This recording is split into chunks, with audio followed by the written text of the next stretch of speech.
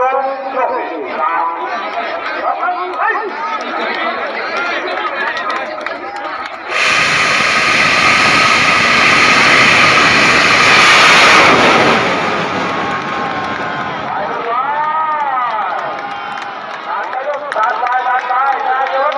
ถก็รถการเดินทางนะครับ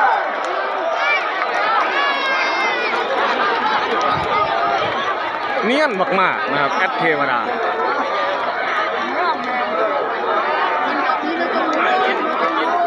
โอ้ยลุงโอ้ข้อเหยียดข้อล่างข้อไหลไปรุดยอดมากๆ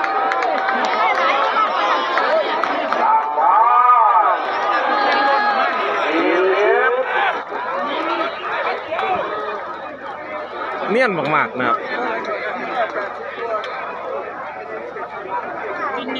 มิดจันลั่นคนรอลุ่นอยู่